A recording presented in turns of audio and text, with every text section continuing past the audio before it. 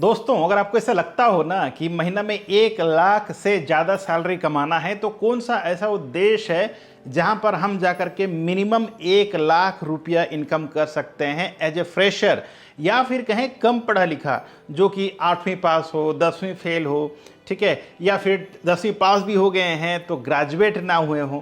तो ये job seekers अगर ढूंढते हैं या सोचते हैं कि कहाँ पर हमको 1 लाख से ज़्यादा सैलरी मिलेगा, तो वो है दोस्तों सिंगापुर। और ना सिर्फ सिंगापुर बल्कि यूरोप में भी आप किसी भी कंट्री में जा करके जॉब करेंगे तो आपको मिनिमम 1 लाख रुपया सैलरी मिलता है।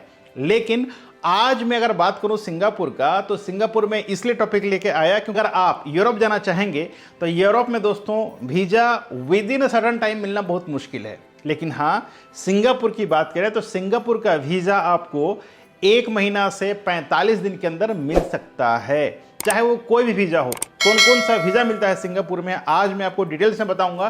साथ ही ये बताऊंगा कि सैलरी कितना मिलता है और कौन इसमें अप्लाई कर सकता है। जैसे कि मैंने जिक्र किया था अभी दोस्तों यूरोप का, तो यूरोप का प्रोसेस लगभग 8 से 9 महीने का समय लगता है और वहाँ भी आपको 1 से 1.5 लाख का सैलरी मिलता है पर मंथ, और इंडिया से बहुत दूर है। लेकिन सिंगापुर की बात करें तो सिंगापुर बहुत नज़दीक है और यहाँ भी आप 1 से 1.5 लाख सैलरी ले सकते हैं इनिशियल स्टेज पर। और यहाँ का वीज़ा ज़्यादा टाइम नहीं लगता है, महीना दिन से 45 दिन के अंदर आपको अपना वीज़ा मिल सकता है। तो कैसे, मैं आगे पूरा बताऊंगा, वीडियो में तक बने रहें। वीडियो अच्छा लगे तो लाइक कमेंट शेयर जरूर करें। अगर पहले बार चैनल पे आए हैं तो चैनल को सब्सक्राइब कर लीजिएगा, साथ ही बेल आइकन को ऑन करके नोटिफिकेशन बटन को ऑन रखें। मैं हूं अशोक कुमार साहू, करियर कोच, और आप देख रहे हैं Lavanya global career planner YouTube channel. देखिए, हर एक जॉब सीकर्स को ये लगता है कि भाई मैं ज़्यादा से ज़्यादा सैलरी इनकम कर पाऊँ।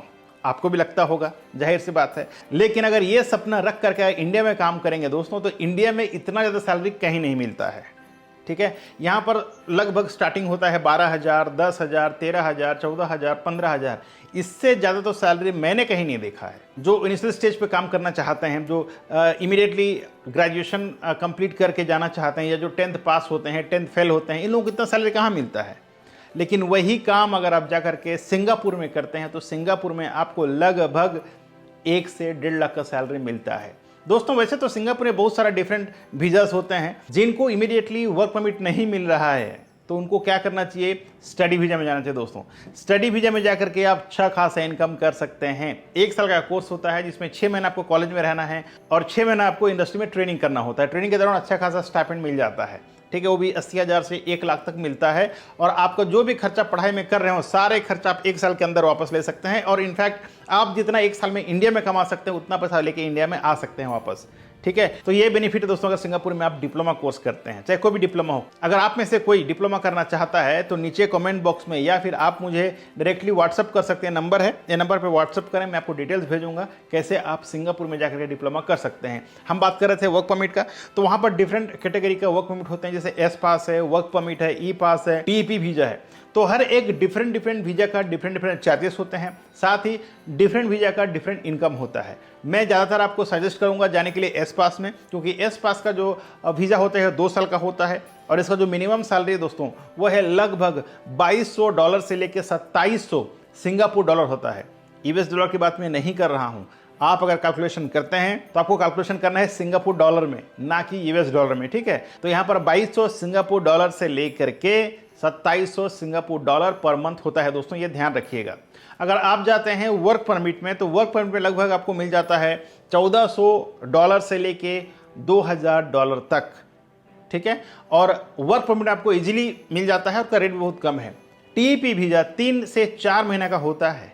जो व्यक्ति सोचता है कि भाई मैं जाकर के कम से कम सिंगापुर घूम के आ जाऊं, देख कर आ जाऊं, वहाँ पर कुछ दिन काम कर लूँ, इनकम कर लूँ, 4 महीना में आप कम से कम 5 लाख 6 लाख कमा सकते हैं 4 ही महीना में। ठीक है, इसको टीईपी वीज़ा बोलते हैं, ट्रेनिंग एम्प्लॉयमेंट पास।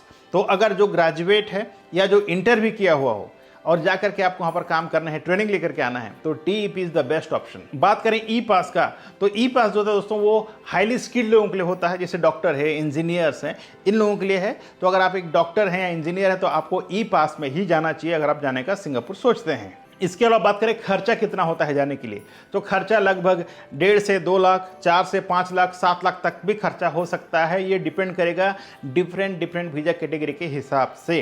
और अगर आप भी जाना चाहें तो ज़्यादा समय बर्बाद नहीं करना चाहिए अगर आपको अच्छा खासा इनकम करना है। यहाँ का वीज़ा 40 से 45 दिन के अंदर आ जाता है, जबकि यूरोप का वीज़ा बहुत समय लगता है दोस्तों। इनकम दोनों जगह बराबर है। सिंगापुर भी वेल डेवलप्ड कंट्री है अगर आप सिंगापुर जाना चाहें, और यहाँ जाने के बाद आपका इंग्लिश सबसे बेहतर हो जाएगा। यूरोप में जाकर के आप इंग्लिश सीखें ना सीखें, अगर आप सिंगापुर जाते हैं तो आपका इंग्लिश सबसे बेटर हो जाएगा, ये मैं जानता हूँ। तो आशा करता हूँ आपको समझ में आ गया होगा। अगर आप भी एक जॉब सीकर हैं और 1 से 1.5 लाख इनकम करने का सोच रहे हैं तो Singapore is the best option as per my research. बाकी आप खुद से रिसर्च करें और देखें कौन सा कंट्री बेहतर होगा, और नीचे कमेंट बॉक्स में ज़रूर बताएं कि एक जॉब सीकर्स के लिए सिंगापुर बेहतर है या फिर यूरोप। हालांकि मैं आज कंपैरिजन नहीं कर रहा हूं, मैं तो सिर्फ आपको ये बताया कि सिंगापुर में कौन कौन सा वीज़ा है और कितना दिन में वीज़ा मिल जाता है, कितना सैलरी मिलता है।